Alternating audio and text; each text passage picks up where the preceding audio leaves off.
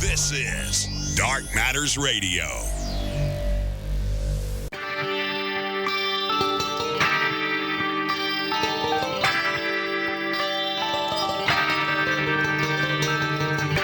In the last years of the 19th century, that human affairs were being watched from the timeless worlds of space. No one could have dreamed we were being scrutinized as someone with a microscope studies creatures that swarm and multiply in a drop of water. Few men even considered the possibility of life on other planets. And yet, across the gulf of space, minds immeasurably superior to ours regarded this Earth with envious eyes. And slowly and surely, they drew their plans against us.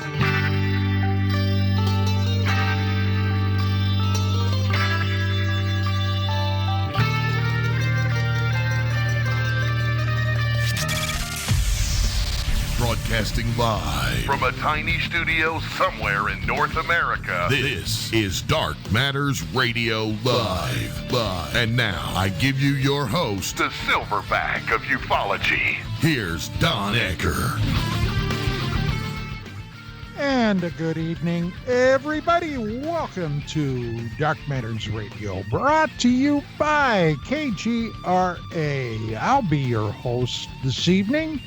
My name is Don Ecker, and joining me, as they do most weeks, Mr. Mark Center, Mr. Richard Saraday. Gentlemen, welcome back. It's been a few weeks. How the heck are you doing? Mark, after you, sir.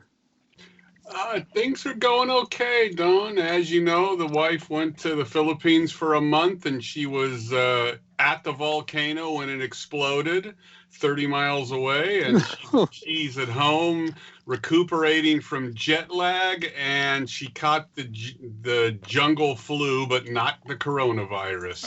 Oh, I was going to ask. Thank God. Did the PI, did they report any coronavirus? Yes. Not very many, but it is there. Yes, it is.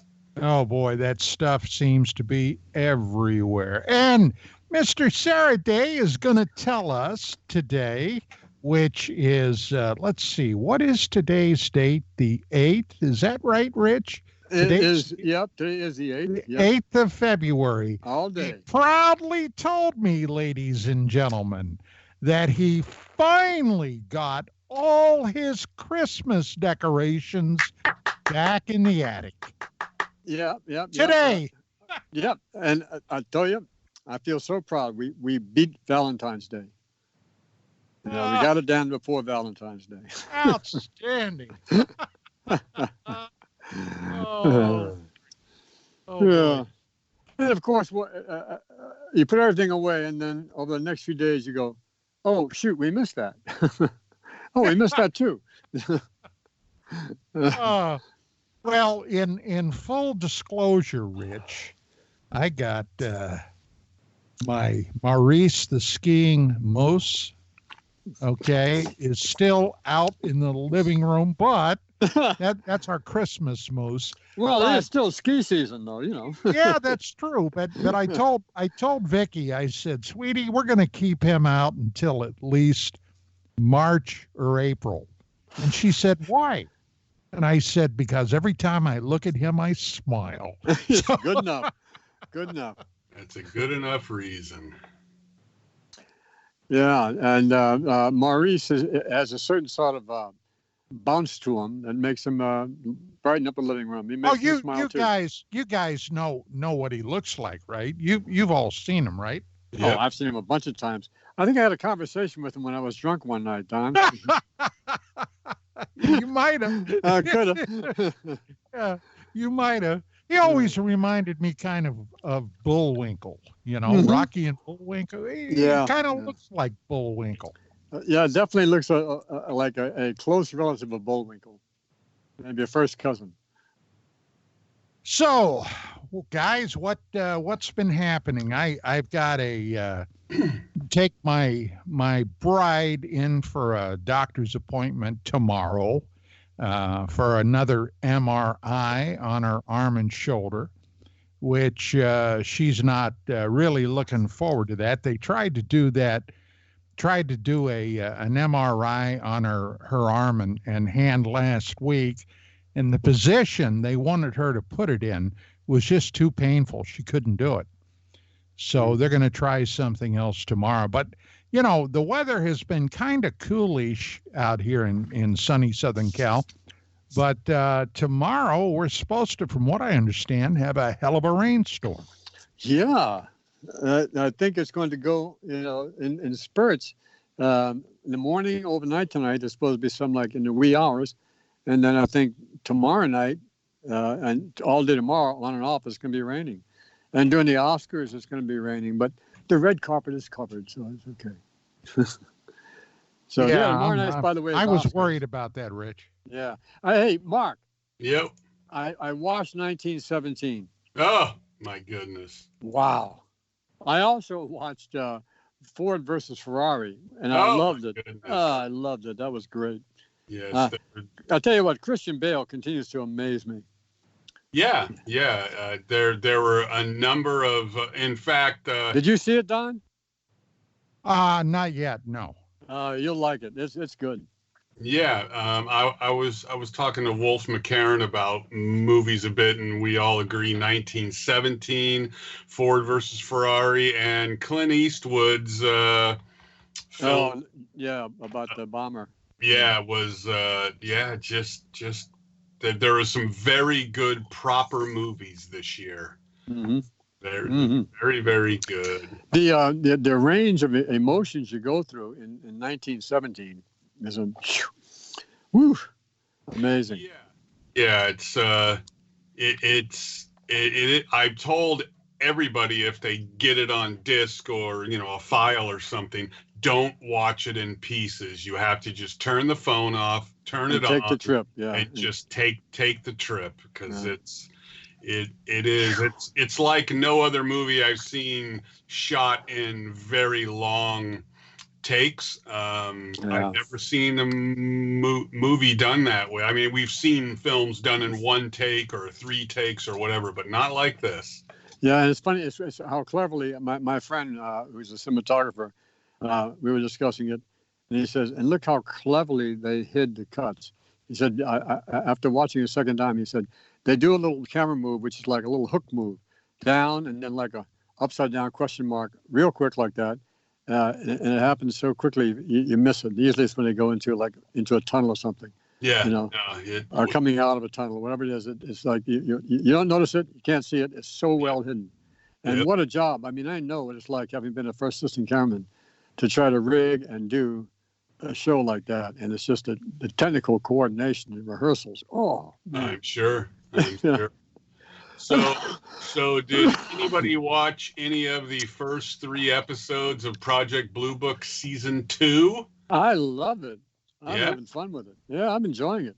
I mean, because what the hell? It's a good, it's like X-Files. It's fun, and they cover a lot of topics, even though they're jumbled together and not at all accurate to, they say based on now, rather than the story of, it's just based on J. Allen Hynek stuff, and so they give us some latitude. Then at the end of the show, they'll tell you what case they used in the movie for that one. That was the episode was about the White Sands case, right?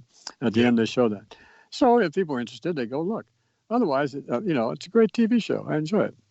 Yeah, there's been a lot of folks complain about what you've just brought up, but the bottom line is the biggest audience and eyeballs need to be found for them to produce this stuff. It's just the way it is. That's just the reality of the marketplace, and it's okay with me. I mean, I understand it. I've been in the business a long time.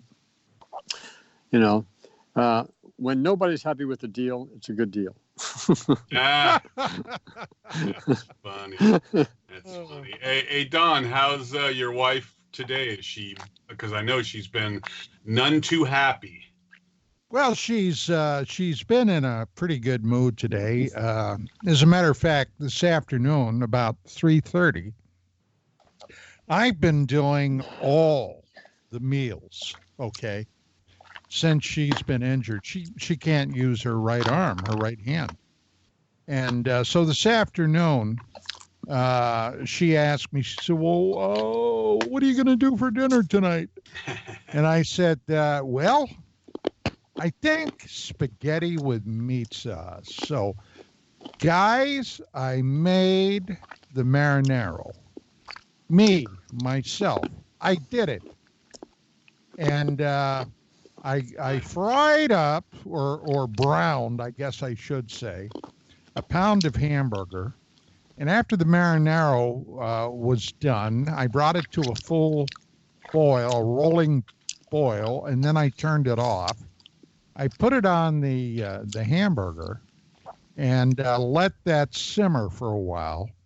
And all we got to do now is, after the show is over, is heat up some spaghetti noodles, and we'll be off and running. Now, I'm not saying that it's as good as what you're going to get down at Giuseppe's, okay, with the, but I do have some red wine to go with it, so that's a plus. Oh, so we'll see how it ends up. Yeah, well, it kind of covers the spread between Giuseppe's and your pizza. The red wine will bridge the gap, Yeah, we don't want to do a bridge too far, Yeah. Oh, have you ever had like Chicago deep dish pizza? Like it? No, I never have. God. Oh, Don, I have to take you to one. I have never had deep dish. Well, no, I've had DiGiorno's deep dish pizza. Yeah, those are okay. But I mean, you got to go like to BJ's. BJ's deep dish pizza. I love BJ's. Yeah, man, I'm telling you. Mark, they make great pizza. Yeah. You're talking about pizza. Okay. Yeah. I got. You're talking about. Now he's being rude, Rich. I mean, come on. Talking about Blue Jade. Yeah. Got it. He's being rude, but and crude. I got a recipe that as a matter of fact, I've got to do this. I've threatened Vicky I'm going to do it soon. I make some killer meatballs, and I do them in my slow cooker. Okay. And then we come out with some killer meatball sandwiches. Oh man, I'm telling you, those are good. Those are good. I've been kind of, actually, now that I'm talking about it, I've been kind of jonesing for that. So. Man. Yeah, I just look with envy on food like that. I used to be able to gobble it down. Yeah, and I like just that pinch of garlic in there.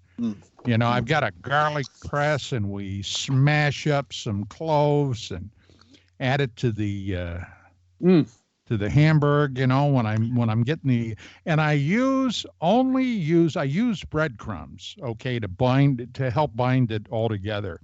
And the ones I use are panko, those Japanese that they use for tempura. Boy, that stuff is good. Yeah, we use it a lot here. But this isn't the cook show, is it? That's quite all right with me. It's the cook segment. So give us a quick rundown on the show last night, Don. Oh, let me say something first. I thought it was amazing conversation that you two had, and I learned a lot. And I'm very interested in checking out Poverty Point in northeastern Louisiana, where the copper was brought down to Mississippi from those copper mines up north, and then shipped out from there. And the design of Poverty Point matches Plato's and Chrysippus, or the other one, description of Timaeus, description of how Atlantis was configured in these concentric circles with canals going into it, which is exactly what is at Poverty Point in northeastern Louisiana. That blew me away, Don.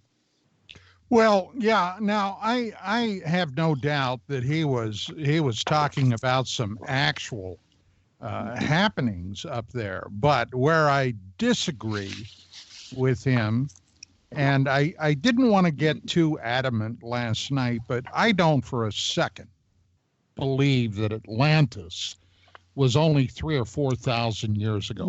I just don't. No.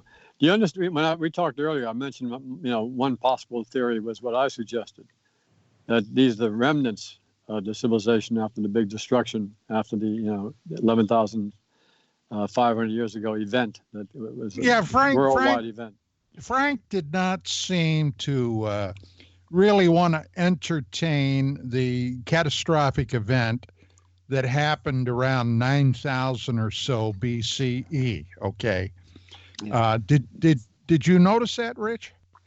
Yeah, well, yes, I did notice that, and he tries to say he's remaining scientific. He's trying to go into data he has, and his interpretation of data, and that's fine. Like he talked about the different way of counting years, the lunar calendar, whatever, and when he uses the lunar calendar, it matches up with, other things he thinks point to it being back then, as I recall. Correct? Yeah. Yeah. And so it all fits together, the Sumerian thing, the Greek thing, in a timeline. So for him, that became pretty suggestive and persuasive. For me, I just think that there was the Atlantis we're talking about, and that I've read so much about, and from 3 or 4 books I have here, but mainly because I got involved through the Casey readings. And Casey's history of Atlantis goes back millions of years. I mean, what they call Atlantis and Lemuria, even when, way, way back. At different points, there's at high points, other points there's low points. It evolved, it changed. The people became more dense. The human being originally kind of projected into the plane, and eventually it projected itself into physicality in whatever mixture or form it wanted to experience what it's like to be in that form and to experience this planet as a physical planet. And according to Casey, but they got kind of densified and they kind of lost the ability to remember that they were projections. They thought this was them, and they got stuck. And then other souls went, okay, we got to go rescue them. And so they dove in. And they got stuck. Well, That's the way kind of Casey describes it. And Emilius, who is actually what we call the Adam figure, he says was actually the same being who eventually got stuck and unstuck and progressed and finally achieved the point where he was master and came back as the Messiah. So that Emilius is the Alpha, and Jesus realizes Emilius conquering the flesh and the sense of separation from source, and giving an example of what will get you in that direction. And of course, when you're talking to people who don't know as much about something as you do, as we know in this field, sometimes you have to use metaphors, other things that you just can't express in words. So I think telling parables and framing it can be interpreted by many people in many ways. But for me, I found the Casey readings accurate in so many other ways. It makes it worthy of consideration. Well, yeah, it's kind of like talking about the event 11,000 plus years ago, when my grandfather, my mother's father, had an older brother, my great uncle Charlie, that died in 58 or 59. Now, after he passed, my dad, my Uncle Charlie had been subscribing to the National Geographic magazine since about 1900. Okay. Now, think about that. By this time, you're talking about close to 60 years of magazines that he kept, every one. And my dad, was just cuckoo crazy over Nat Geo. And my Uncle Charlie's wife sold them all to my dad, the whole kit and caboodle, for $5. All right. And I can remember him bringing them home. And of course, I was a young kid. I immediately started diving into those. And I'll never forget one magazine in particular from sometime in the 30s, the mid 30s. And they had a big article in there about Siberian hunters in what was then the Soviet Union in Siberia that found massive, and I'm talking about unimaginably massive boneyards, like a junkyard of bones that were from mammoths. Now, you remember what Frank said last night about those caves that were discovered with what might be as much as 1 million bones. What in the world could piled into them? Yeah, piled into them in these caves that would have said, well, this was obviously the same thing that these Siberian hunters found. Now, they dated that back about, even then it would have been about a little over 11,000 years ago. So something earth-shattering happened. Now, I think we all, or at least many of us now, believe it was perhaps a combination of a cometary or asteroid hit up in Greenland and North America, and perhaps even some crustal shift, although I'm not wedded to that idea particularly, but that caused the ice sheets to suddenly begin melting and receding and raising the ocean level. Now, you can't ignore that. Something happened. I mean, something raised the oceans hundreds of feet, which ate up God only knows how much coastal land all over the globe. Yeah, and there's evidence for it by seeing all the things that are underwater now that didn't sink there, but the water rose above them, I think. Yeah, like Yonaguni, for God's sake. Okay, in Okinawa. I was stationed coast of Egypt, Okinawa, when I was in the Army before I went back to Vietnam. And although I didn't know about it at the time, I don't believe it had been discovered yet. Had I have known about it, by God, I would have arranged a trip to go down there. I would have loved to have seen that. But it's one of those mysteries that God only knows if we'll ever truly know what happened. Yeah, and unless you can remote view it. And I guess that's possible. You just got to get good at remote viewing. And I'm working on that. Personally, I've been working on that since the 90s. I mean, I'll be a meditator. But one of the things that came clear to me back then was we would never get to understand what was going on with these UFOs and abductions and all that stuff until we can, be on the same level they are and see what it's about, or above them, looking down. And the only way to get there is by going within and achieving that ability, which I think is latent in all of us to varying degrees. So that's where I've been swimming ever since, But I gotta say that show last night, I thoroughly enjoyed that. It was a great very involving, and he's got a lot of good information too. I found very specific things. I don't always agree with his conclusions like you on the lunar calendar stuff. But I did enjoy it very much. Good conversation. Right. Well, there were a number of other areas I wished we would have had time to go into. One of them, of course, was the Antarctic. Now, we got sidetracked by discussing. Yeah, I know. I was waiting for that. Yeah, that you brought up that question and never got answered. The Piri-Reis map, which is fairly famous now. But what I really wanted to talk about, where in the last, 10, 12, maybe 15 years, so many high-profile people went down to Antarctic for some reason that nobody really has been willing to talk about. When you look at the collection of who it was, you really go, what the F is up here? Something major is up here, and it's being really hushed up. Yeah, it is. It's certainly. I mean, you got the patriarch of the Greek Orthodox Church going down there to consecrate a chapel, supposedly. You got John Kerry. You got Buzz Aldrin. Buzz Aldrin. God, who else? I mean, there were representatives from the UN. There were who else? Other Americans too. It was quite a list. But they're all like people involved in some big fashion as leaders, you know.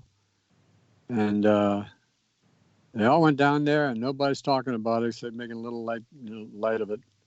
Well, when I first heard about that, and I tried to find out everything that was available to find out, and I put on my cop hat, and I started thinking about that. And when I really get into something like that, Rich, you know how I can go into myself, right? Mm-hmm. For quite a while. And the only thing I could really come up with that made sense, they discovered probably some ancient ruins or artifacts, and I'm talking about very ancient. And it's kind of like when the Russians discovered that great sea under the ice. What is it, Vostok? Yeah. I believe it was Vostok Station, yeah. And that has been there purportedly for untouched 1 million years, perhaps. Yeah. And anything, liquid water, that's one of the primary ingredients for life. And God only knows what kind of life may be down there. And they were going to check that out. And I never heard any results about that. Well, the other thing they found on there was a huge magnetic anomaly, like a huge deposit of something. Well, hold that thought, Rich, because we are at the break time. Ladies and gentlemen, tonight is our open line show. I will be opening the phone lines before too awfully long. It's going to be certainly after the break, however. This is Dark Matters Radio tonight with Mark, Richard, myself. We'll be back with a lot more. Stick around.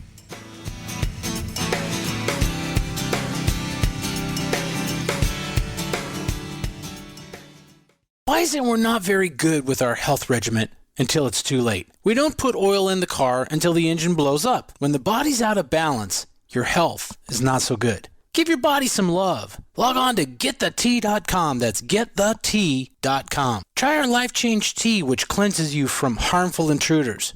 A clean colon is one of the ways to bring the body in balance. We also carry organic supplements to help you get where you need to go. So do your body a favor. Log on to GetTheT.com. That's GetTheT.com. You can even visit our sales page to save some dough. Does anybody call money dough anymore? Anyway, if you're looking for short, helpful health tips, go to YouTube and punch in Health Matters Now. That's Health Matters Now.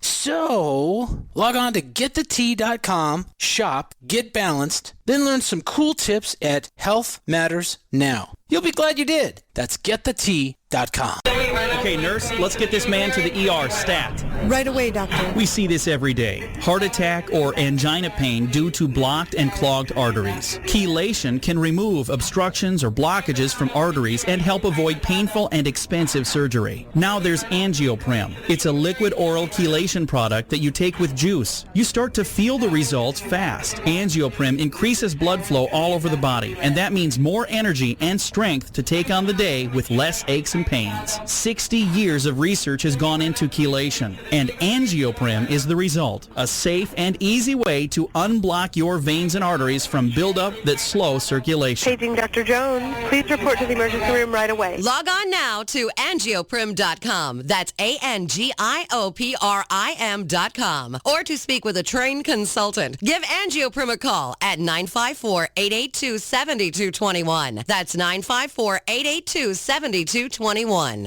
The Laughlin UFO Mega Conference just announced an incredible addition to the world's greatest UFO event. Saturday, February 15th, we're going to see the final public presentation by Charles Hall. Following him, we will see the world premiere screening of the feature-length documentary based on his life, Walking with the Tall Whites. And during the 8 days, there will be 38 more world-class presentations. I am so glad we chose to be at the Laughlin UFO Mega Conference 2020 on February the 15th through the 22nd. So go now to LaughlinUFOMegaConference.com and register. You can still make the decision to attend the only not-to-be-missed UFO conference of 2020.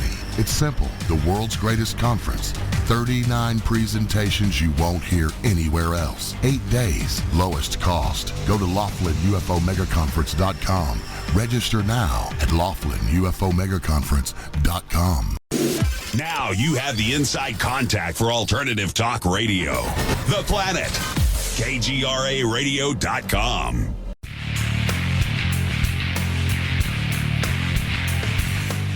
And we're back with Rich and Mark. Rich, before we went to break, we were talking actually about Lake Vostok, and you said there was also some type of anomaly found there? Yeah, a huge magnetic anomaly, and you don't hear much about that either, but it was discovered there adjoining that lake, I think. You think it might have been the remnants of a meteorite, an asteroid, could be, or absolutely something could along be. that line? Could be, and it's pretty deep. I don't know, it's pretty deep, but anyway, they learned about it from space. Now, there's so much going on down there, and as you know, I saw this on the ribbon on Fox News yesterday, that the highest temperature ever recorded. That's in Antarctica was up to 65 degrees, Don. It was warmer there than it was here yesterday. Whoa. Yeah, that's fake news. If you go do your own research on that, you'll find out that you cannot believe any of the weather information from the mainstream media, period. Well, where did you go to get the information? I went to NOAA. And what did they say? That it's gotten hotter. Well, so yeah. I mean, there's graphs up there that show that generally when you see the mainstream talk about it's colder, it's hotter, it's this or that, if you go to NOAA and look through their archives of their graphs, you'll find that that they're trying to sell you an agenda. It doesn't mean it didn't get warm. It's just all these Well, let me ask you a question. question. But in Antarctica, warm is relative. Yeah. And 65 degrees is pretty damn warm. Well, I'm not saying it didn't. I'm saying new records. That's all I'm saying. That's all I'm saying. When they say that Australia has never burnt the way that it has, that's a complete lie. That's a complete lie. Millions of acres burnt decades ago. Millions. So yeah, but show me a media outlet, including Fox News, that doesn't slant things to their point of view. Show me anyone. I can't. Right. I'm so just it's not saying. just the mainstream media. It's just how media operates today. It's a propaganda tool for everybody. Yeah, the more people that know that, the better. Yeah. The problem is a lot of people don't know that. They just they think it's the other guys. They just go as the other guys. It's like absolutely. That's convenient. It's easy. Absolutely. Anyway, I find it highly interesting, and I think those reports like the pilot who's given interviews to Linda Moulton Howe, and he gives documentations on everybody else. He is who he says he is. Of flying, they would fly supplies down to the station. What's it called? Murdoch Station? No, Myrtle. McMurdoch, whatever it is. That was his regular job. He and his partner. And one time they were asked to take some scientists to a site, some miles away, and they put them on a peculiar route because instead of allowing them to directly fly, they made them go around a big long area. And made them go around to the right of the mountain chain that they followed along. And this one time, they got an emergency call to get over there quick. They needed help. And so they crossed over where ordinarily they wouldn't be able to cross over. And they watched a string of discs, following the contours of the mountain, moving, past them. and entered a big old open hole in the side of a mountain, which they even have a picture of and has been around on Google for a long time. That looks very artificial because the way it's shaped. It's got almost like an apron on the front, and it's like Quan said, a big round opening, big enough to fly a 747 through. And he claims that they picked up the scientists who got on, looked in shell shock. There were like 9 or 10 of them. None of them spoke a word to him. When they got back, they didn't even pick up their equipment. They just left it sitting on the runway and sat there just glum, nobody talking, nobody making eye contact, until they were picked up and flown to New Zealand, to, what's the capital of New Zealand down there? At an Air Force base we have down there. And then a different flight came and took their equipment. And nothing was ever said about it. Are you familiar with that interview? With that story? No. No? No. I think that is very interesting. Also, do you notice this connection? I've noticed it for a long time.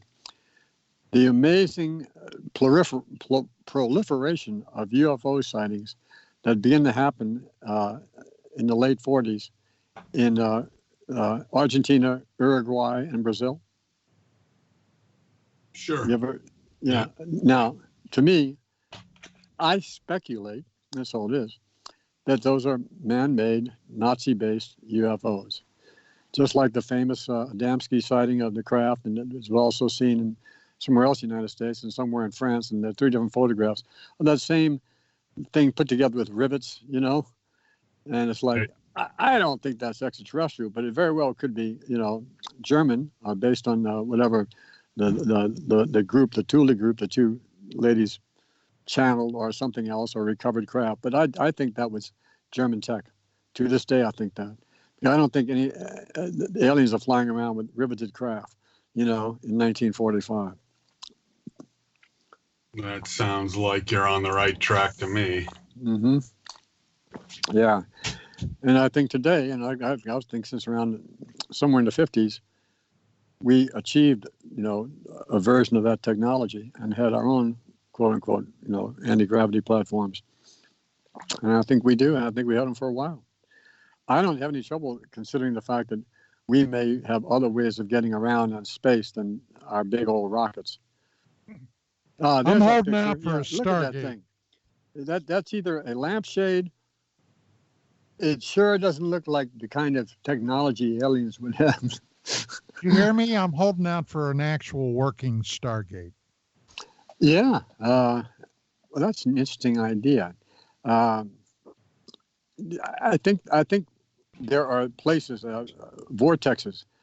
They tend to move a bit, but they're located in pretty specific geographic spots which are permanent around the globe.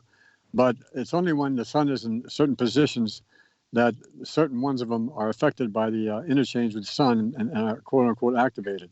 And that may explain, like I'm thinking of in 1992 and 94, the Topanga Canyon UFO wave that Preston Dennett covered so well, when suddenly, all these things were happening for a short period of time.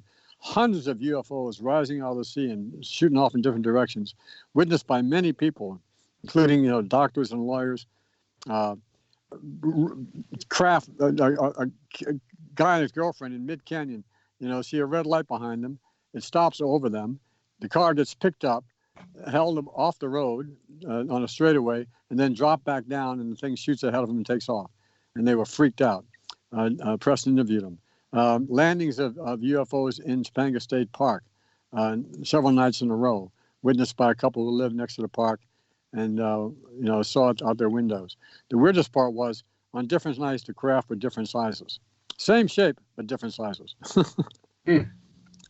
Hey, guys, by the way, Skywatcher. There you go, Mark. Told us that one of our regulars, Blue Orb, that's always in chat, today's his birthday. So, Blue Orb, if you're out there, my friend, we send you best wishes for a very happy one. Happy birthday. And you look marvelous. You look marvelous. I love this picture, Mark. Because like I say, does looked like it might have been put together here on planet Earth, maybe somewhere in Germany or South America. Yep. Yeah. And the timeline is right. And today, I think a lot of countries have them. But I don't know. Who knows? All I know is it gets stranger and stranger. You look back and you think we've lived in a complete fantasy most of our lives, and most people still do.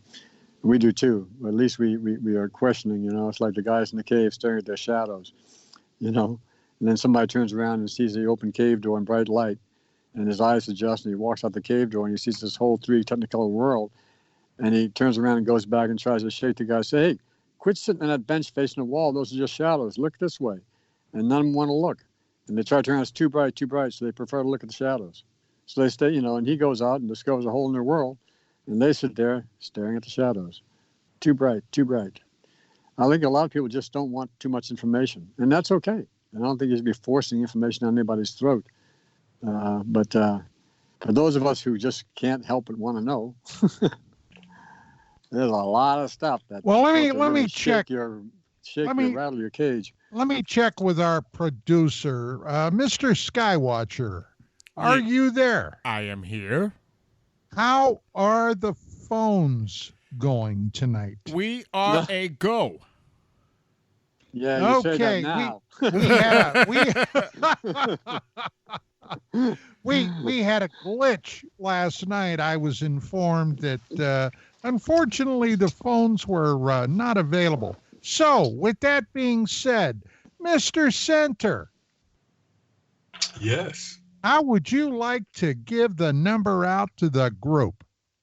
Friends, family, and fans of the silverback of UFO radio, and the actor, which would be Rich, and the computer geek, which would be me, if you'd like to join in and ask anybody and everybody a question, please don't hesitate to call 855-472-5483, or the easy way to remember, 85 KGRA Live, brought to you by the Paranormal Radio app hotline.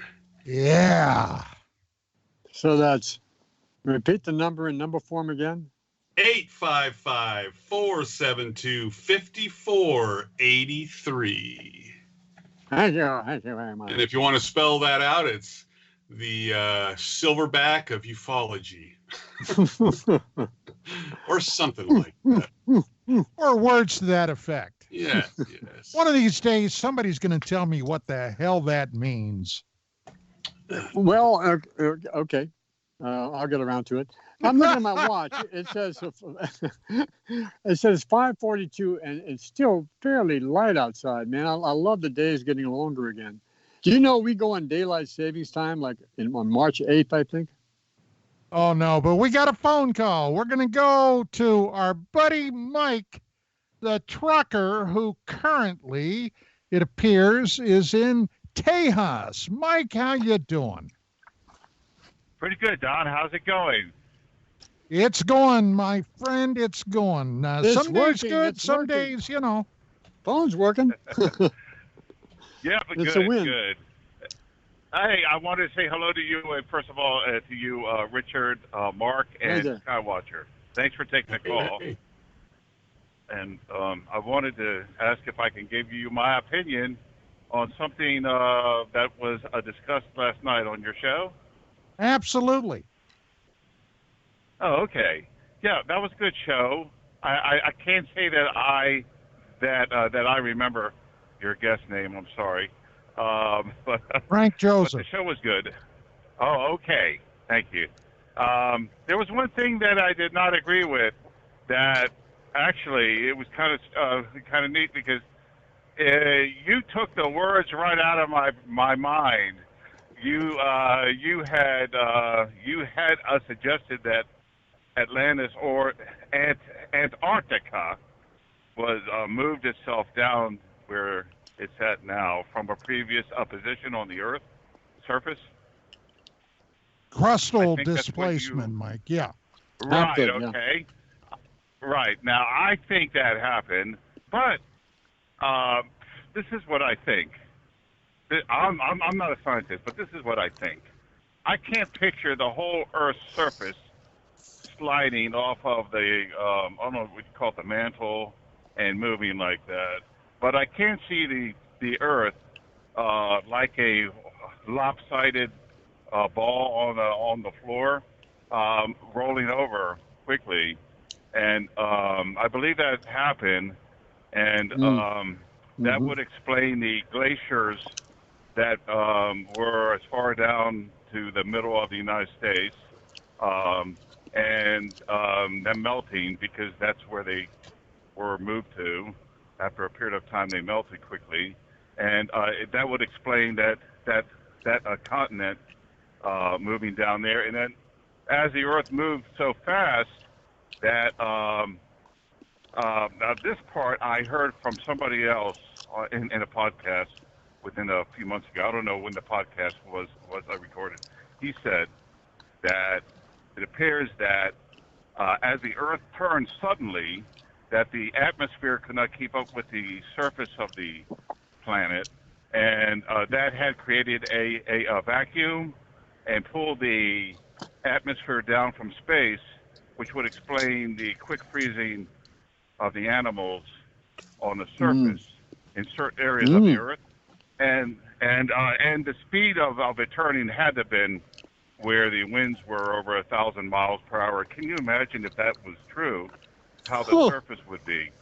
And then when it stopped, that was very, Mike. That was very likely true, because what I was talking about, that National Geographic that I found that my dad had from the 30s showed these Siberian hunters with these massive, huge boneyards where these animals were apparently picked up by the wind. The wind was so ferocious, and somebody said they estimated 1,000 miles an hour. Nothing could have withstood that. And, we're talking about animals, each animal weighing tons, and entire herds of these woolly mammoths being picked up and then smashed apart. It goes beyond imagining for me. I don't know, but something certainly did that. So that's not hard to believe. There was one more thing that I believe occurred when if that happened. As you know, if you move a large pail of water like a 5-gallon bucket quickly and you stop it and set it down, it splashes over. Now, as the Earth stopped, if it did move like that, which I believe it did, as it stopped, the Pacific Basin of the ocean and the Atlantic and all the water basins, they just kept going, and they went over the mountains. I've heard that there's seashells on top of mountains, like in France and in Europe, that have been under and above the water several times. There's seashells on the top of these mountains that are, I would guess, they're 5,000, 6,000, 7,000 feet high, and there's the fish that washed up on these mountains. So the water went right over the continents, and if this happened, I mean, perhaps we can thank the woo-woo from up there. You know what I mean? If they're real, for saving us or something, to put us back in place on the planet.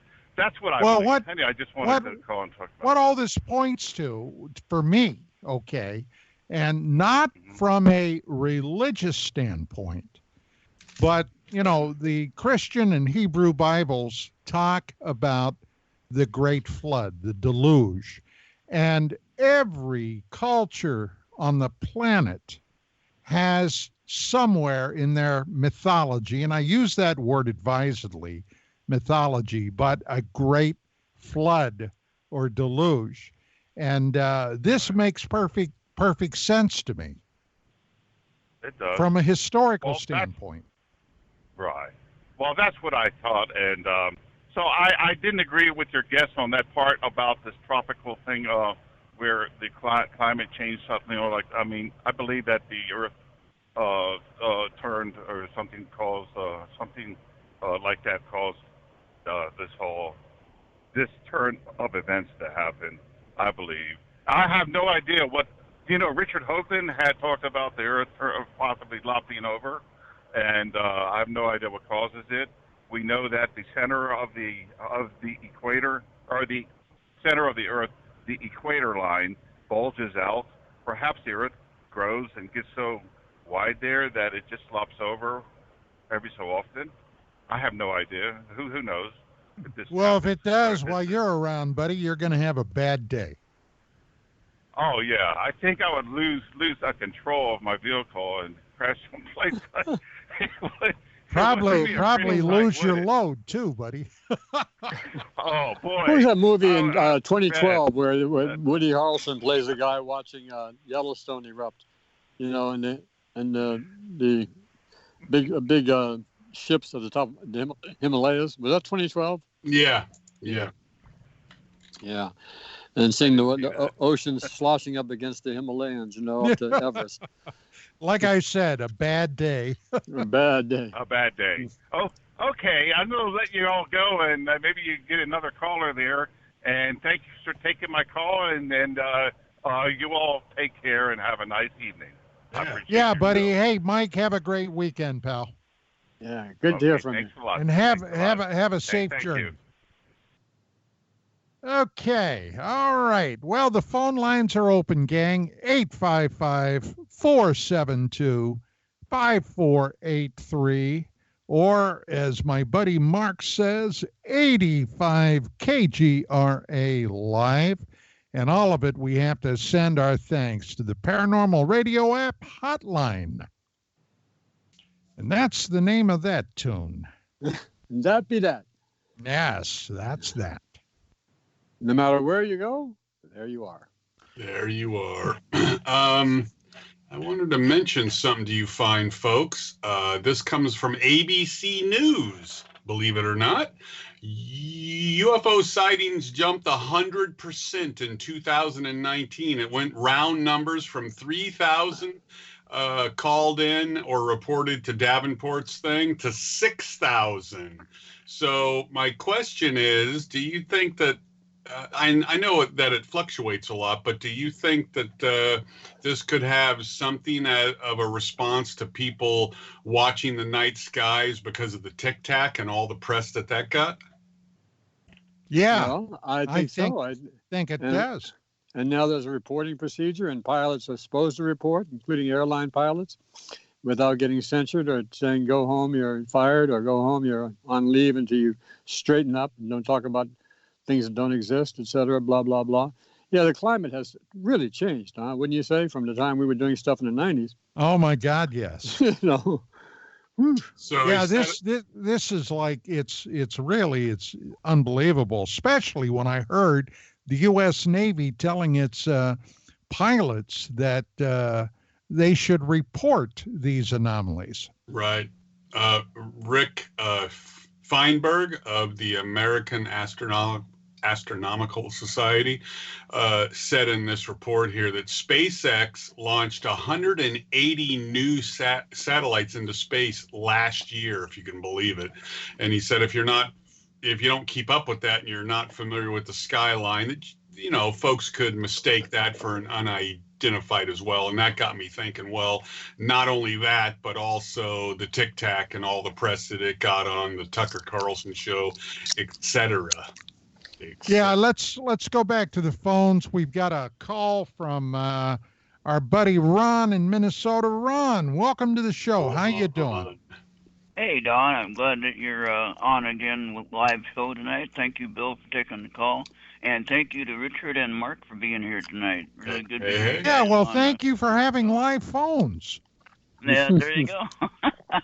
I had a question. Last night's show was really good, and I enjoyed it. The question I had was the inconsistency of the time clock. Okay? So, like we don't understand the age, of course, of the Earth. Because all we know about is our time frame that we're here. So you see, I'm not sure I follow, Ron. The consistency of the time clock. What are you referring to specifically? they were talking about there's an 11,000 year difference in what they think the time frame is. So in other No, words, 11,000 years ago, which would have been around 9,000, 9,500 BCE or before the Common Era, is when this catastrophic event happened. Whatever it was that happened that caused the sheets of ice, the ice age that we were in then, at least half of North America was covered in ice. Suddenly, those ice sheets began to melt and they receded. So that happened around 9,500 BCE or somewhere in that range. The Earth itself, okay, our solar system, according to the finest minds working on it now, is roughly 5 billion years old. That, in other words, our star, Sol, the sun, has been around for 5 billion years. That's when it came into existence. The Earth is probably roughly 1 billion years younger than that. So that means the planet is approximately 4 billion years old. Although you will get an argument from the Jehovah's Witnesses if you try to tell them that. I have. But they tried to convince me that it's only 6,000 years old. But no, it's about 4 billion years. Okay, so when they were talking about you were talking about, who was it, Plato, that was discussing about the Atlantis, yes, and there was a great war and stuff like that, and then between Athens and the Atlanteans, yes. Yeah, and there was some great war that occurred, and it caused a great destruction, and of course then something else happened and caused the water to rise and everything like that. How long ago was that? That was well, that's where we had a difference of opinion. Okay. So I'm not the only one having trouble with this. yeah.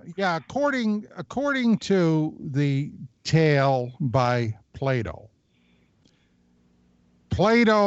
stated that Atlantis sank beneath the waves about 9,000 years before his time.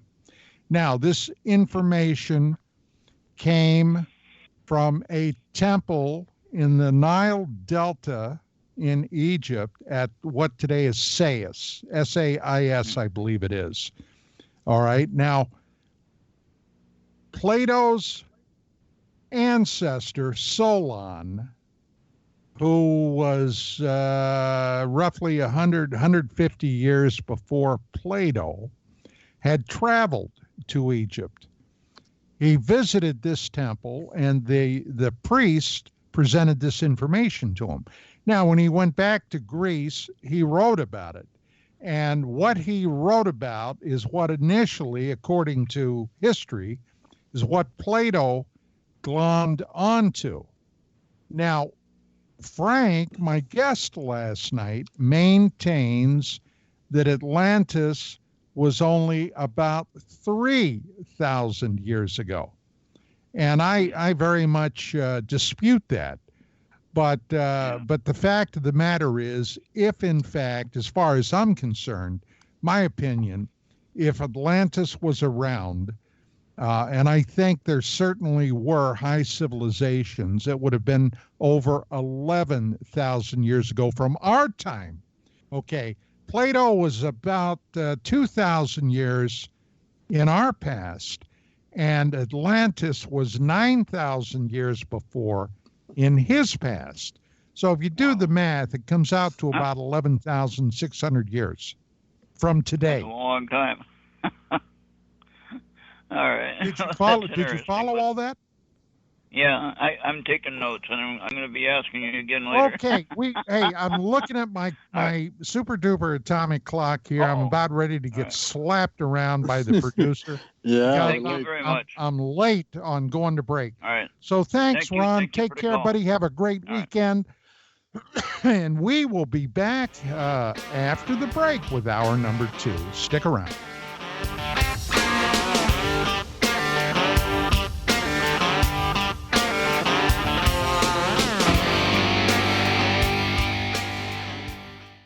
Ew, yuck. They're unhealthy and gross. Bugs, I hate bugs. We keep a clean home, but occasionally bugs show up. Well, I found something that is tougher than bugs. Orange Guard. From contact, it kills bugs. Plus, Orange Guard kills hidden bugs and keeps new bugs away for weeks. I know. I use Orange Guard. Plus, all of the ingredients of Orange Guard are on the FDA generally regarded as safe list. Orange Guard may be used around food, humans, and pets. It promotes a healthier planet, and here's a bonus. Orange Guard cleans where it's sprayed. Plus, it comes with a 30-day money-back guarantee. Orange Guard. You can get Orange Guard at Ace Hardware. And listen, folks, Orange Guard is tougher than bugs, and it's safe to use. Go to orangeguard.com. That's orangeguard.com.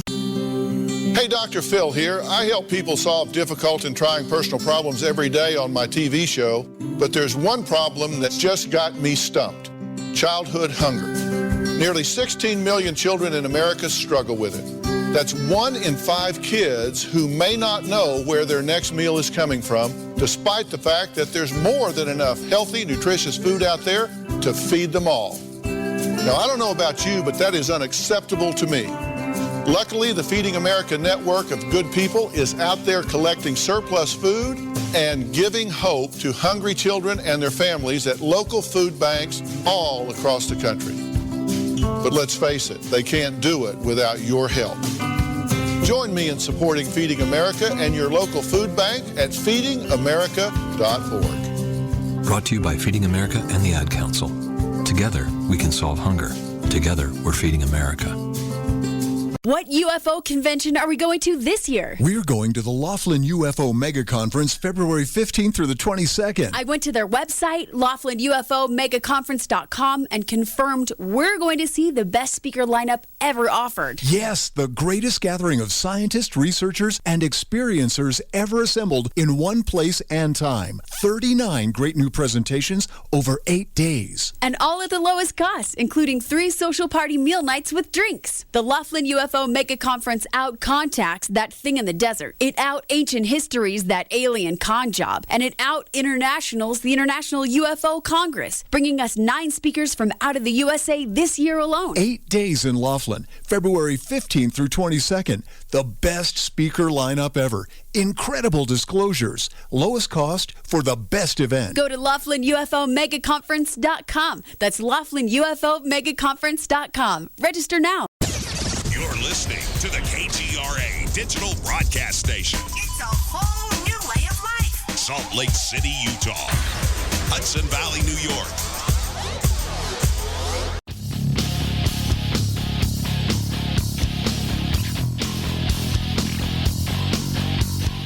And we are back with hour number 2. Bill, come back on for a second.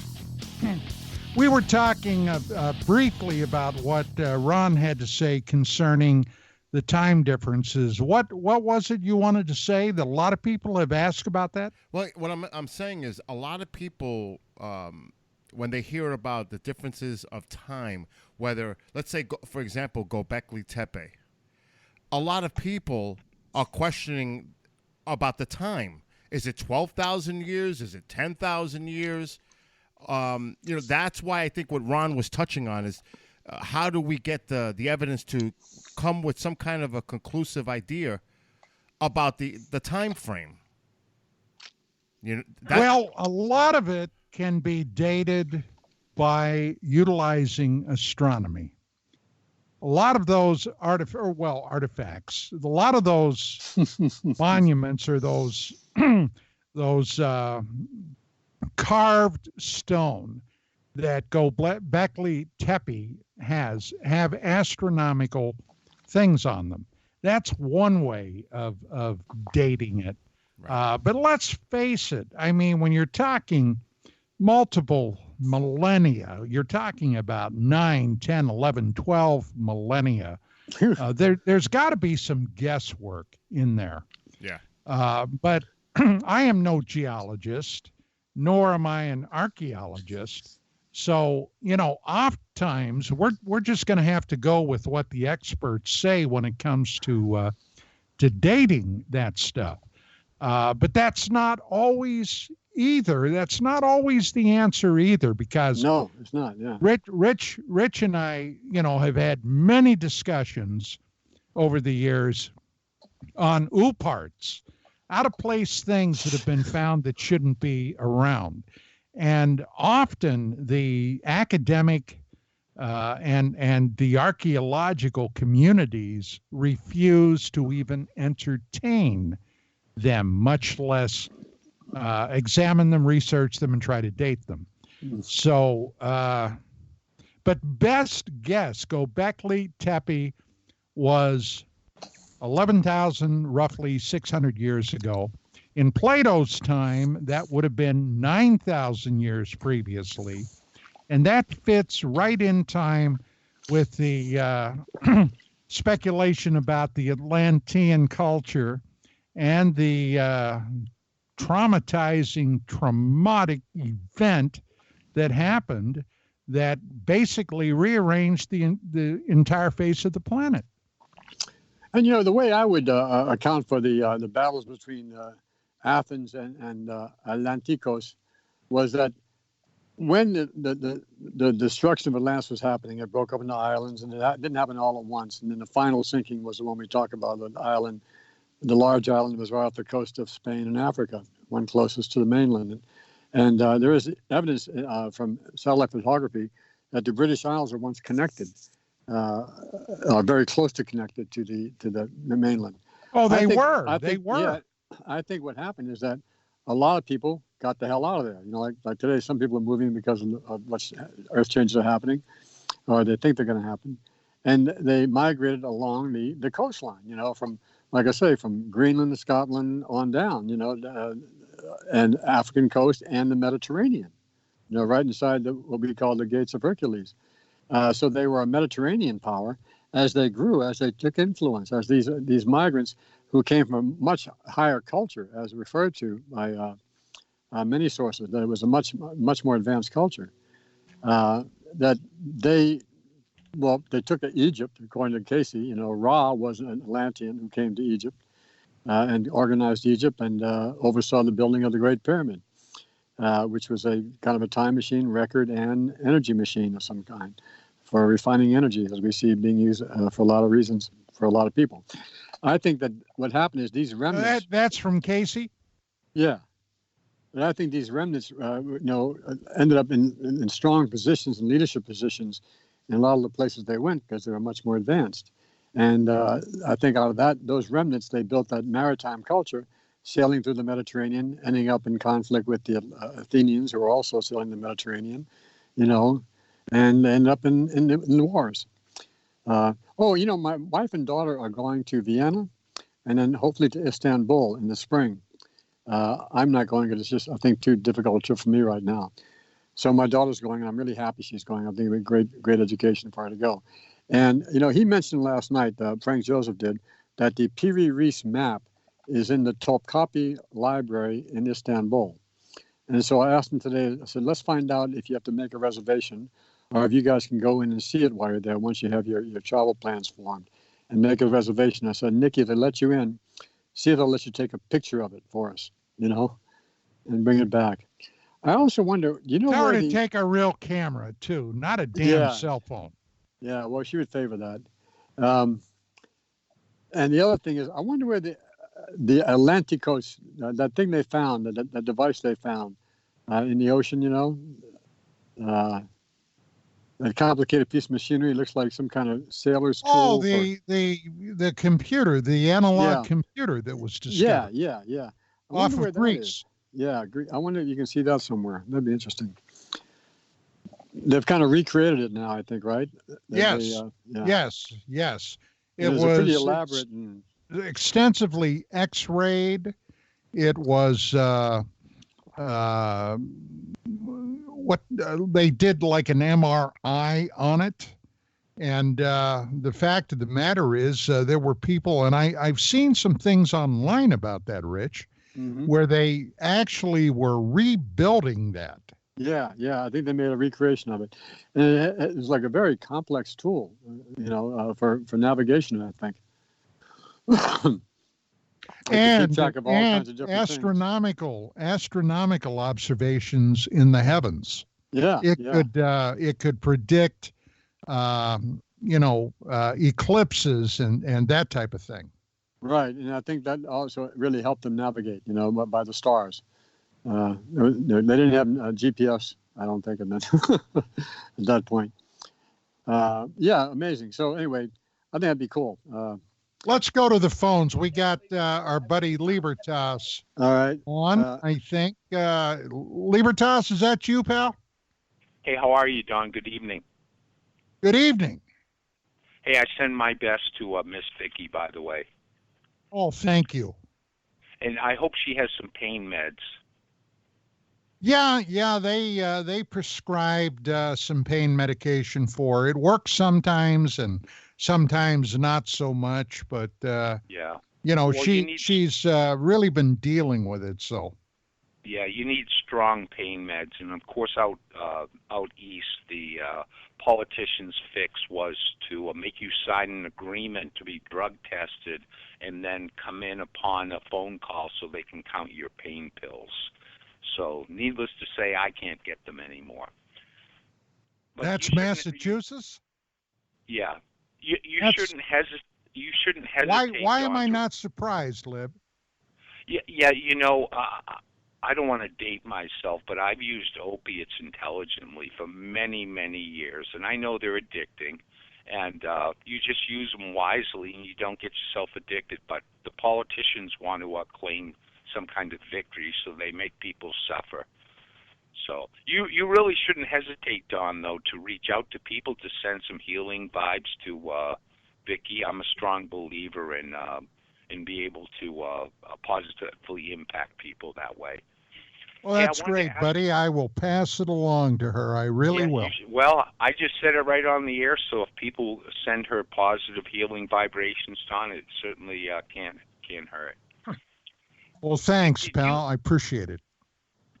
Have you ever heard of a woman by the name of Wendy Connors by any chance? Yes.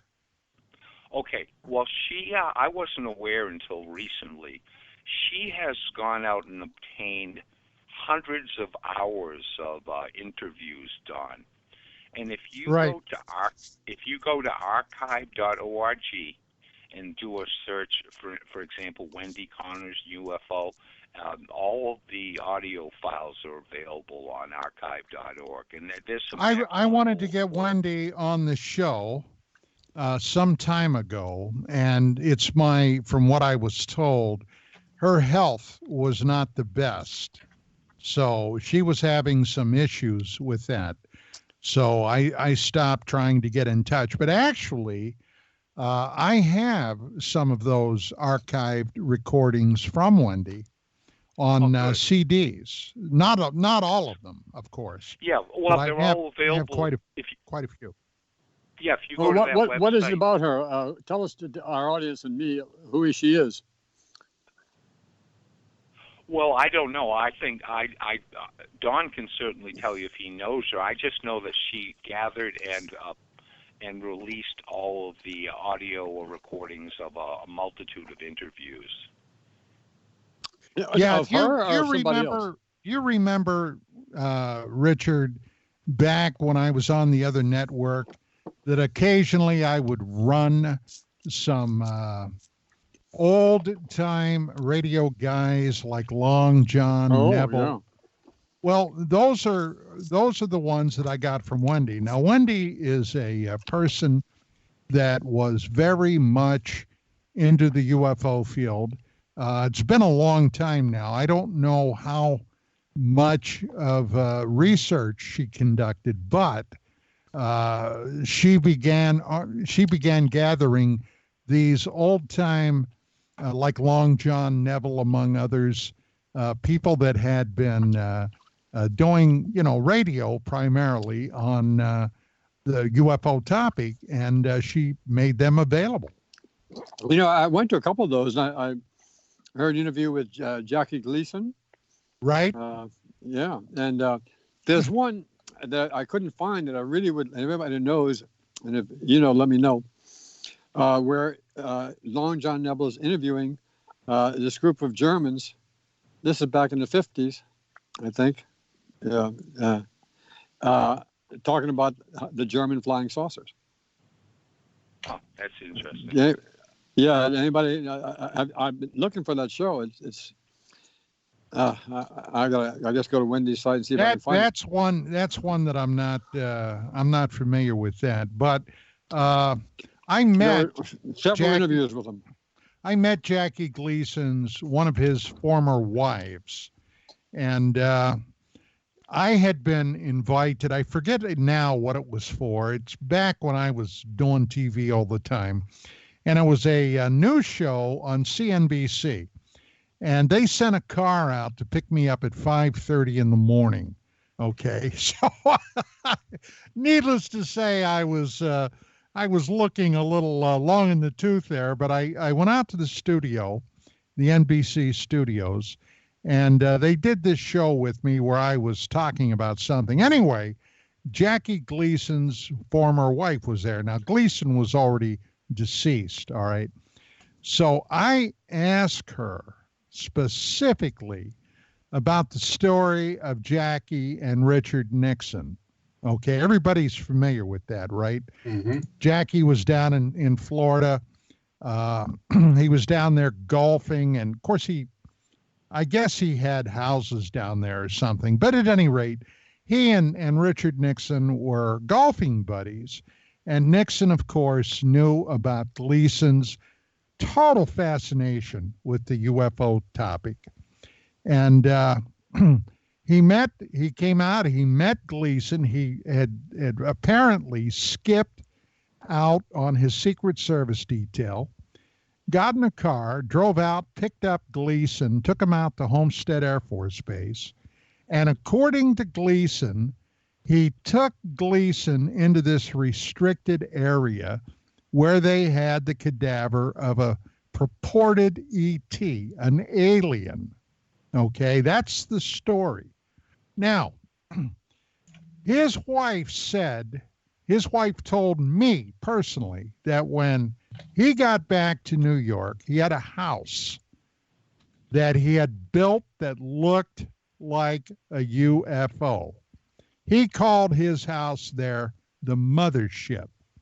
And she said when he got back from that trip, he was literally bouncing off the walls, telling her about what Nixon had shown him. Now, is that real? Well, she sure seemed to believe it was. I wasn't there, so I don't know. But that is the story. So take it for what it's worth.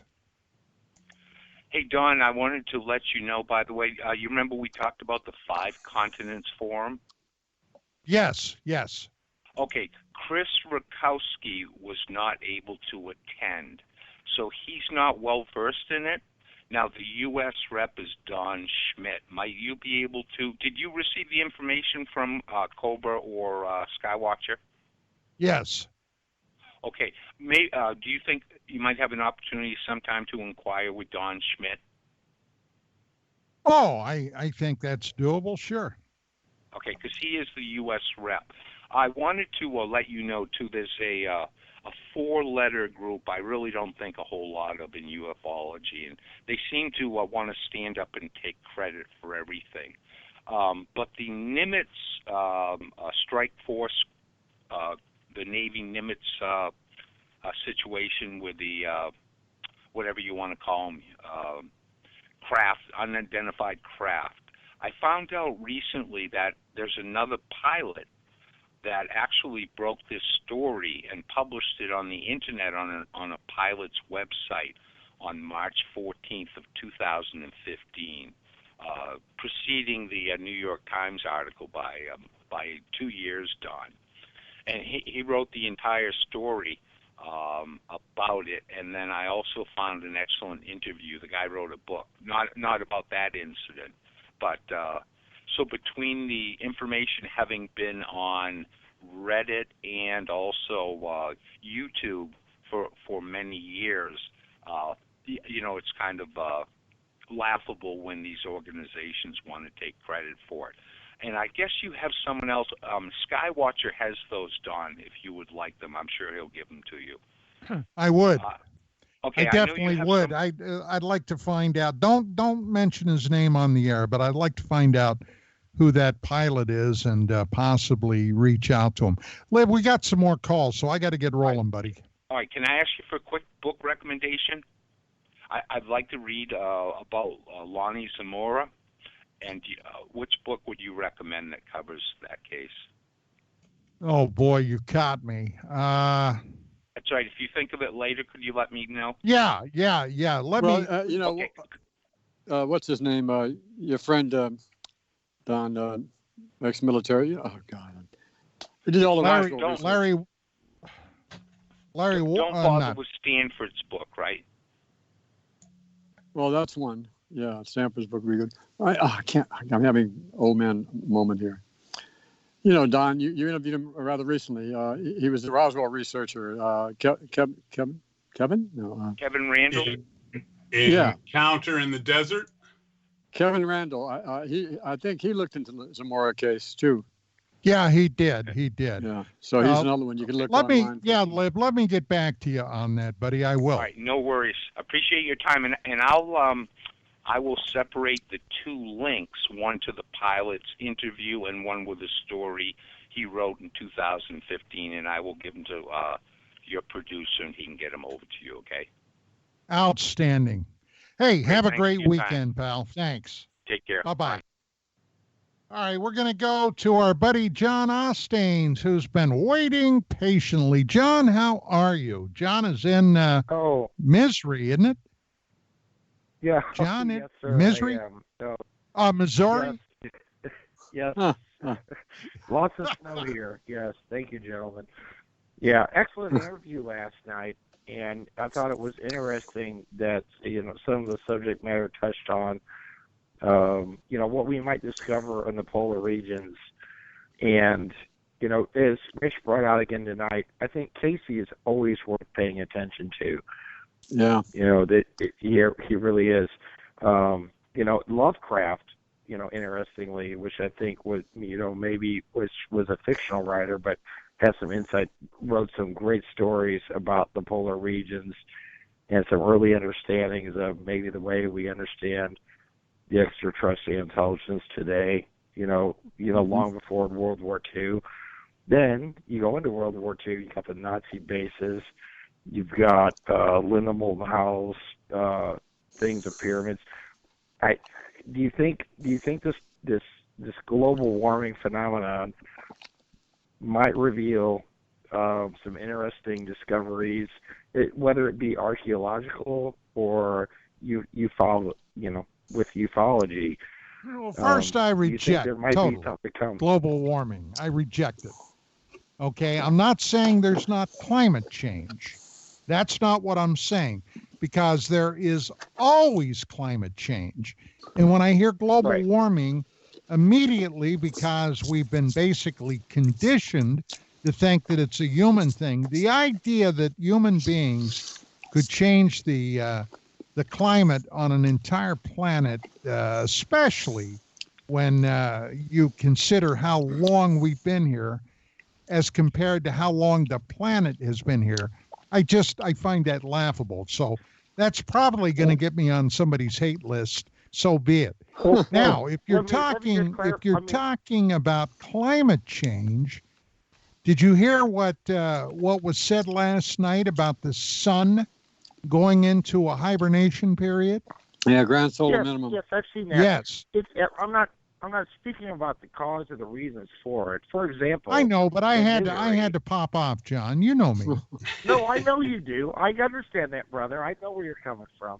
But I'm talking about and these things have occurred over time fairly regularly. So during periods of drought, for example, in Missouri, which is a river state or a cave state, when the rivers dry up, and then you find things that you find evidence of Native American civilizations. You find riverboats, and I'm not really trying to get into a debate about the cause or the reasons, but it's an opportunity for discovery. Oh, sure. Well, you should have been here in sunny Southern California the last few years. Talk about a drought. Sure. Rich and Mark will tell you about that drought. Ooh. Yeah. But thank God in the cycle of things, we're having a very, very wet winter, especially up in the Sierras where the snowpack is important. Record-breaking snow. So that really helps. In Southern California, we're in a little less wet area because the way the jet stream's been moving. It's been keeping it north of us or south of us, but not hitting LA that much. Although we're due for rain tonight and all day tomorrow, so that shouldn't help. But the big picture, I think, is that we don't know what's going to happen, whether we're going to end up in a cold wave or the warming of the climate may continue for a while and then flip to, get out your overcoats and, dig in because it's going to be cold for a long time. I think things don't happen instantaneously unless there's some catastrophic event, but they can happen relatively quickly, in geologic time.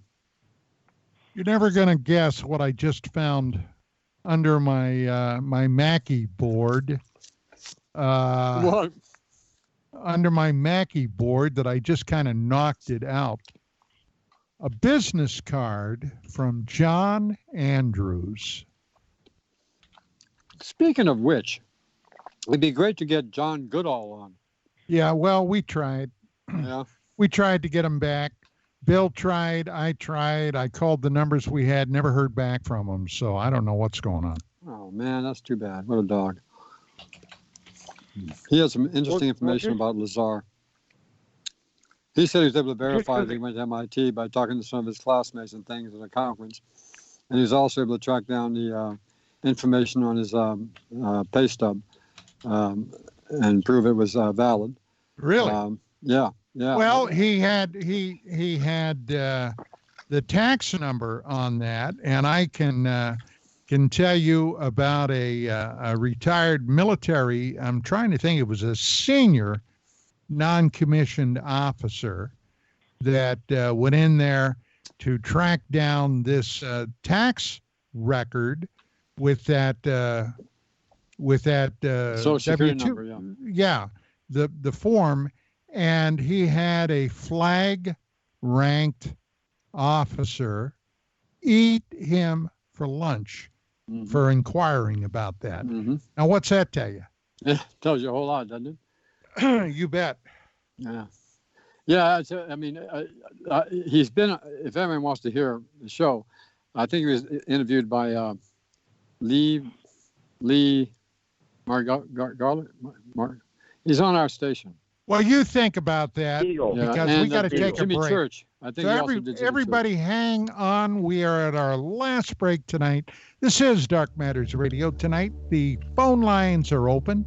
855-472-5483. We'll be back after these words.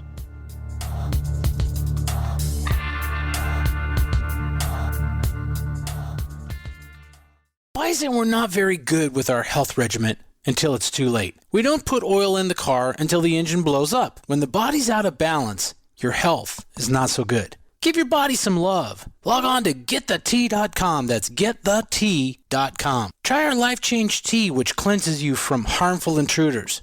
A clean colon is one of the ways to bring the body in balance. We also carry organic supplements to help you get where you need to go. So do your body a favor. Log on to GetTheT.com. That's GetTheT.com. You can even visit our sales page to save some dough. Does anybody call money dough anymore? Anyway, if you're looking for short, helpful health tips, go to YouTube and punch in Health Matters Now.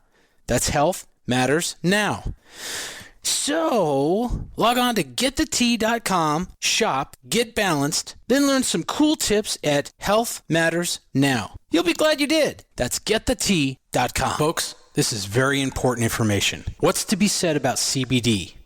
AncientLifeOil.com. Our CBD is made from hemp and has 0.003 THC, which means this wonderful product won't get you high, no matter what amount you take. What does CBD do for the body?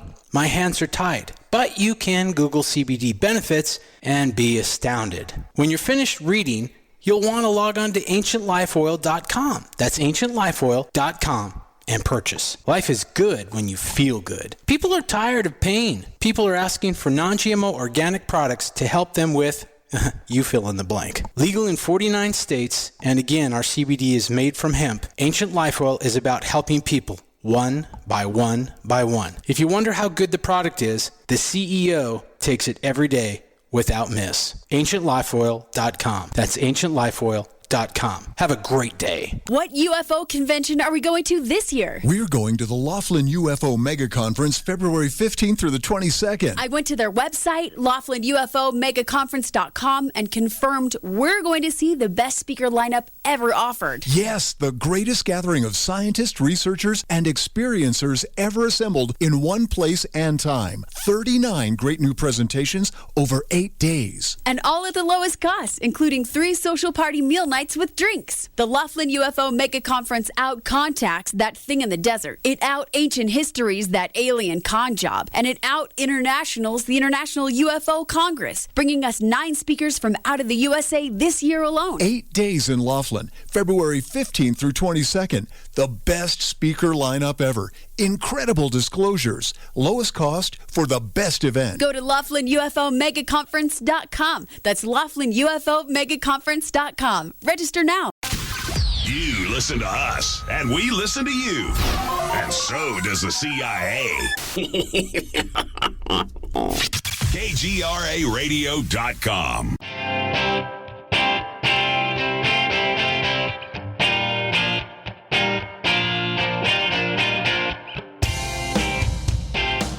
And we are back, and, John apparently left the building, so we're going to go to our buddy, Officer Bob, a.k.a. Beach Bum Bob. Bob, how the heck are you doing?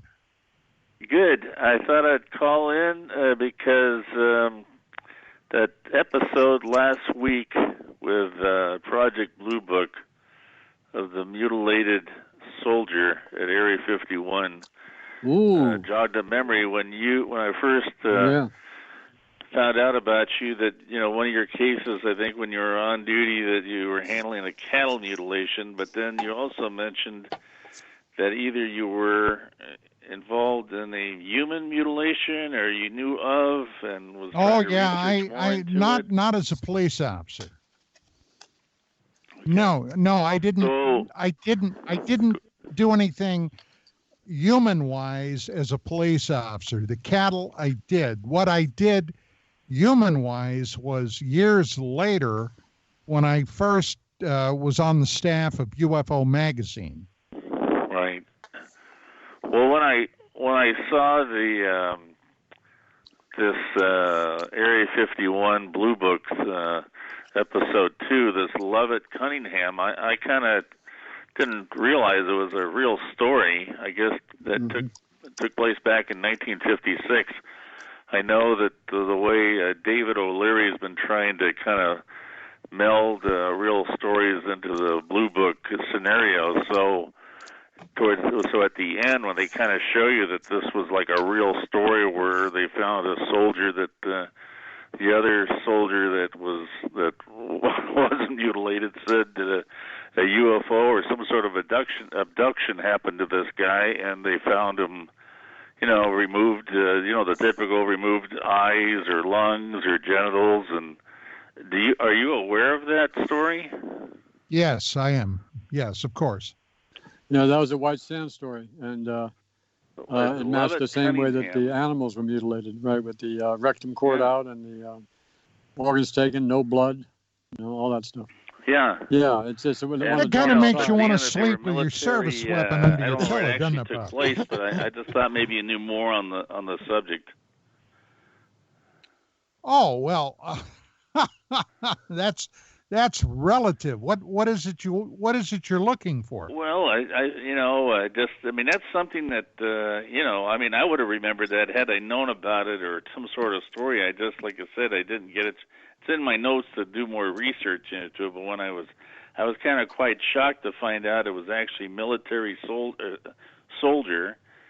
Actually, that's an infamous case going back almost 60 years ago, almost. There was a hell of a lot going on during that period of time. Excuse me, most of it covered up. For example, during that period of time, the early 50s through the mid 50s, there was still a concerted effort to knock one of these things down, okay, one or more. And they may have, at one point, Harry Truman, when he was still president, ordered the Air Force to, by God, shoot these things out of the sky. Then they discovered that might not be a good idea, because the point that I'm getting to, we started losing pilots, a lot of pilots, okay? 600, and I heard. Later, I don't know if it was that high, but it was pretty damn high, Rich. No, I'm thinking of Russia. Yeah, in Russia, they really went nuts because, number one, everybody knows how paranoid the Russians were at that period of time. And they initially thought these things were American technology. Acquired from the Nazis, right. Yeah, they went up to shoot them down. And whatever was flying these things didn't take kindly to that. And they started knocking Russians out of the sky like swatting flies. So, yeah, but that stuff did not become public knowledge until 50, 60, almost 60 years after the fact. Yeah. Because, I could see that would be a good reason maybe not to divulge anything about the topic, especially if, there's more stories of human mutilations, of abductions. Well, imagine 40 years ago. I can see 40 years ago, if it became public knowledge that human beings were being discovered mutilated the 440 like that. race to the gun stores. The gun stores would all be wiped out in about one day. Well, there's nothing you can do about it. These things have shown the ability to anticipate whatever you're going to do anyway. I think a lot of UFO researchers have purposely avoided, bringing that up and trying to make a major topic because they realize it's probably just not a good idea. As people can get scared, and I think it's just like. Well, we have no answers. It's not a common thing. Of course, I sat right up when I realized this was a true story, and I said, "Man, Don's right on the money." Yeah. And so I'm just more curious if they've had more human mutilations that have been found similar to the cattle, and I guess lastly, not to change the subject, but. Anybody have any more information about the mystery drones flying over the Midwest? That story suddenly went away, Bob. Yeah, interesting. I thought they were looking for more voters. They said there were grids. Now they're saying, Iowa. it was just reflections of city lights. all the cover stories. You just muddy water so much you never get a clear bead. But these things were flying in a precise grid pattern. Like they were searching. And Missouri, and was it Iowa? What? You didn't get the joke. Oh. But hey, once I realized they had 78 teams of different organizations out there, and then the claim was they didn't find anything. Well, I knew what the real story was. Hey, you got 78 different teams of government people on the payroll, you talk about overtime. I'm sure that once they realized what kind of overtime bill that was being made out there, they cut that program off real quick. By the way, do you remember the video of looked like a Tic Tac coming out of a mountain and shooting right past this drone that was on a job shooting some real estate outside of Great Falls, Montana? Did you see that video? Where it comes like way in the back, about 3 ridges back in these mountains. That was on I remember that was on one of these UFO shows that they took it to.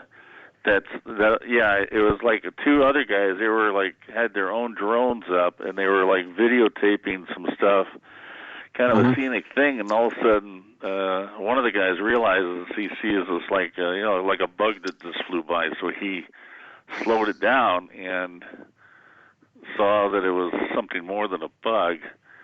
And then, and they did that by computing the distance from the camera, the speed it was moving, and the angle it was moving at.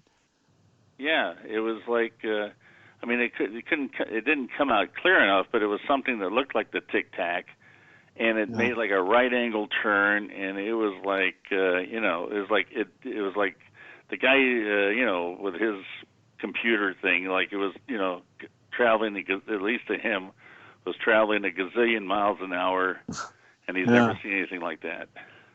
I think he said something like 30,000 miles an hour. It wasn't visible. They just saw it in the replay, and that's when they started investigating it. I think the work they did on the video with the computations, are pretty conclusive. That was actually there. Whatever that was.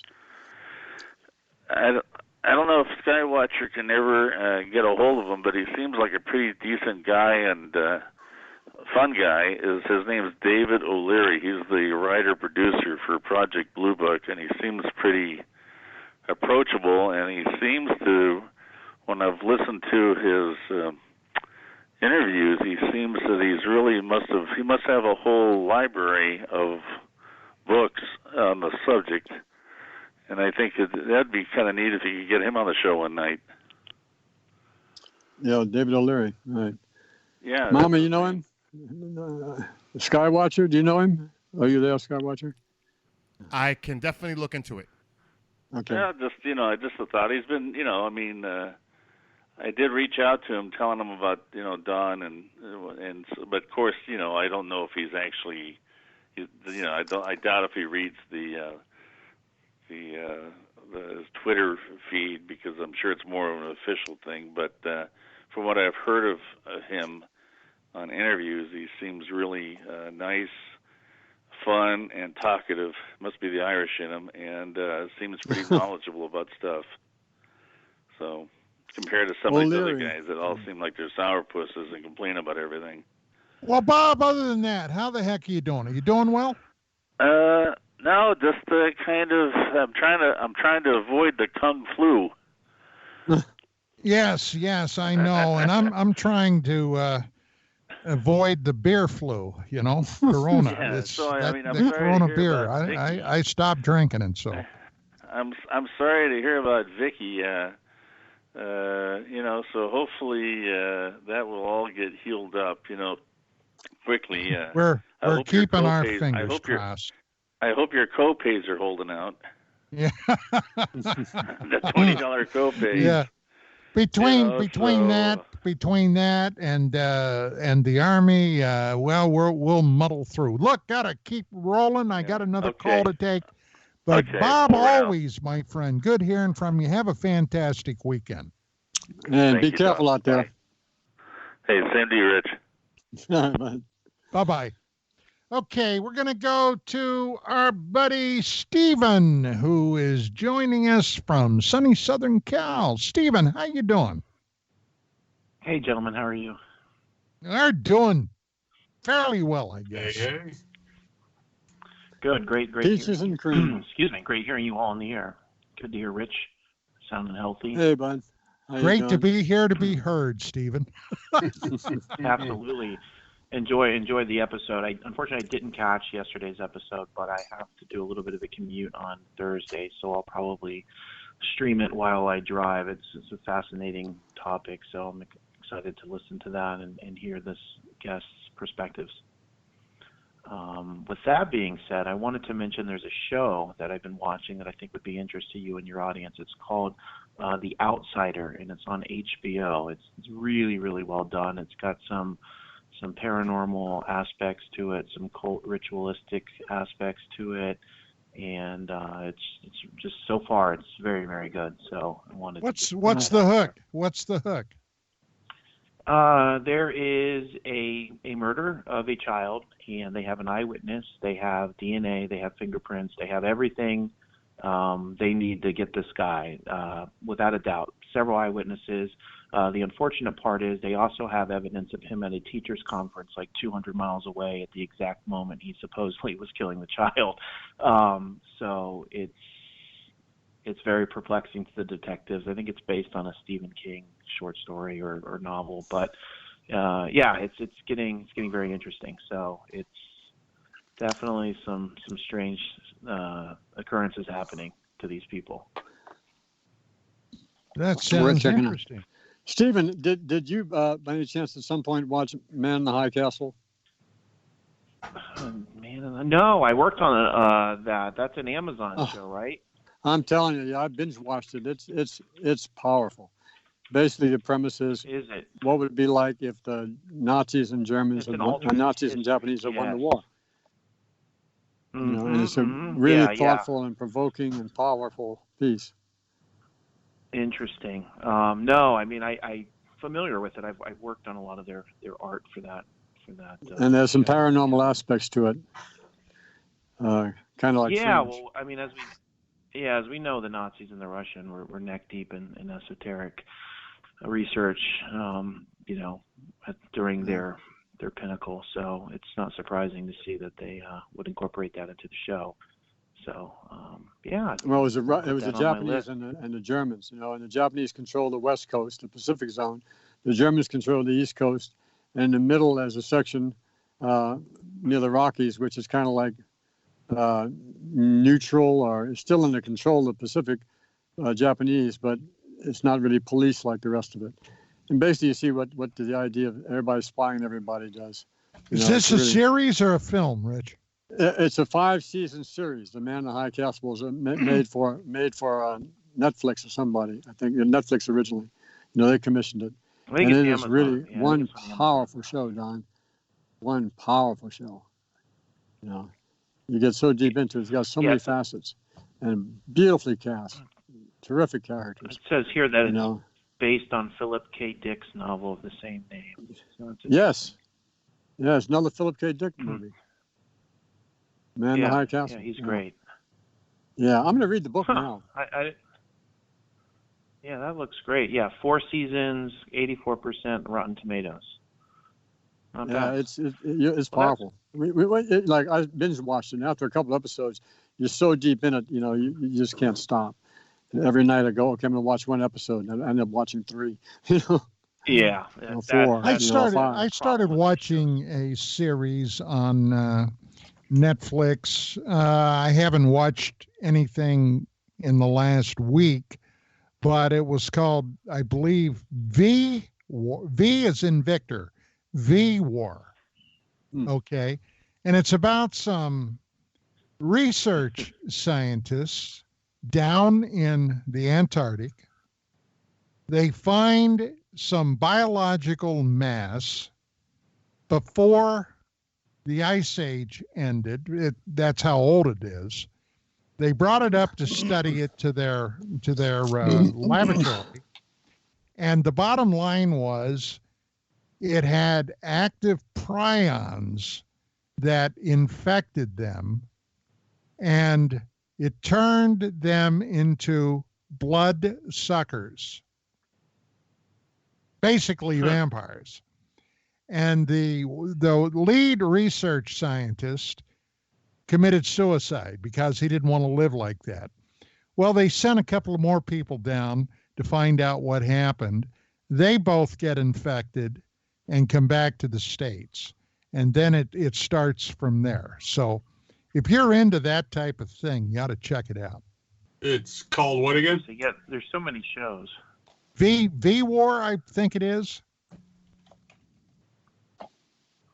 Mark? Yes, it's called V Wars. Yes. Yeah. And it's on Netflix for those there. Interesting. V Wars. Oh, wow. Okay. Looks good. I'm typing it in now, looking at it. It looks pretty horrific. These monsters look pretty scary. Pretty scary, Don. It's coming now, buddy, from the auspices of Corona Beer. Be careful. Well, hey, that's another topic for another day. Perhaps, You're not kidding. But, you're onto something. I was I'm going to not- bring that up. It's when you talk about the convinced. phased array aspect of 5G technology and the intense microwave radiation, and you combine that with Tom Bearden's uses for scalar wave technology, basically creating interference zone, and then you can pump any frequency you want into that. And I know, and this goes back into the early 90s with MY, by the way, discussing how they can, MK Ultra and those operations, some of them figured out that everything is frequency, including disease. And if you can put a standing wave and put that and target somebody, and it's very targetable, we have two moving sources, two different, phased arrays redirected to converge at a certain individual, you can pump the frequency of that illness, because everything has a frequency. Jeez, Rich, you're so cheerful. Yeah, I know, but it's a technology that is real. I mean, so it's something else that I know it's horrible, but everybody's pushing 5G. I find it interesting that the 5 places in China where Wuhan this took root were all the 5 cities that had 5G.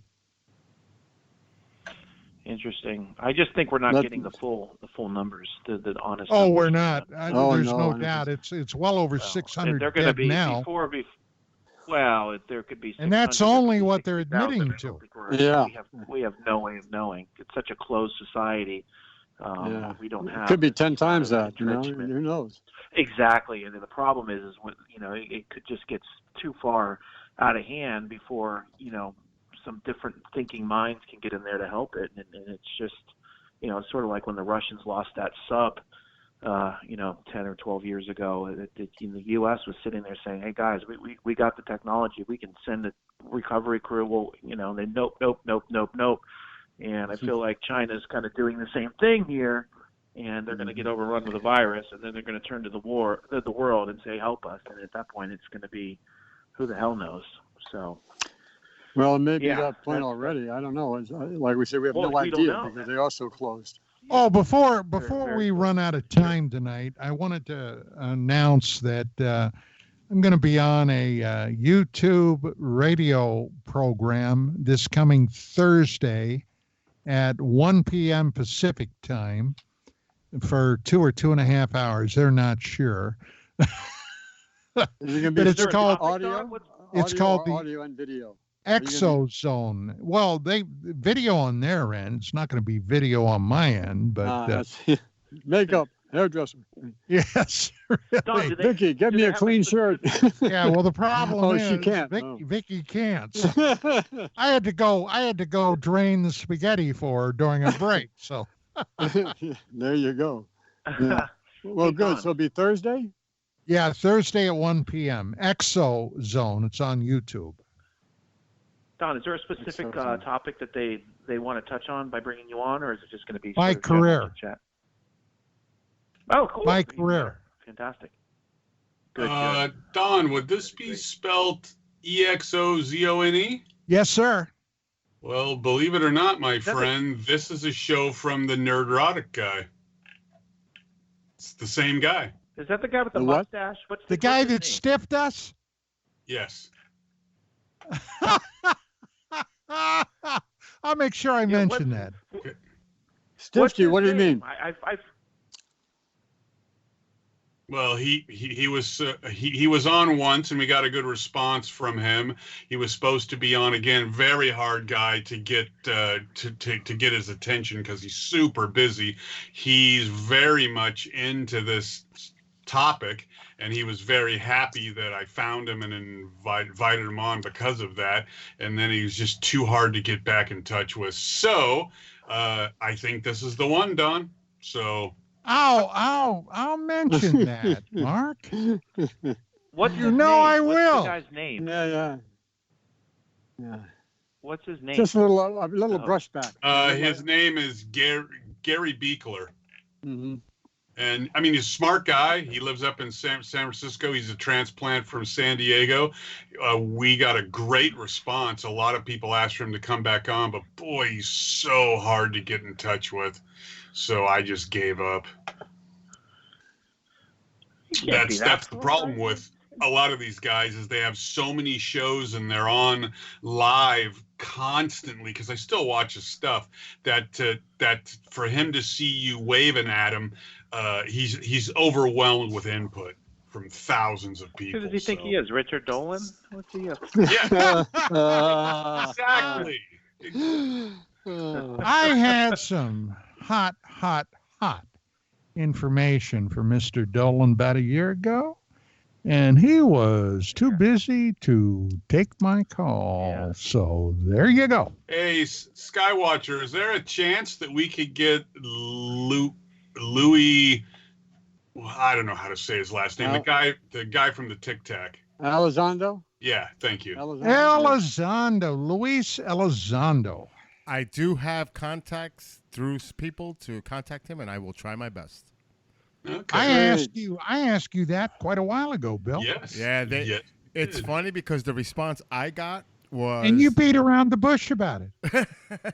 Well, I don't want to burn bridges, but I was told that they... Oh, come on, burn a bridge.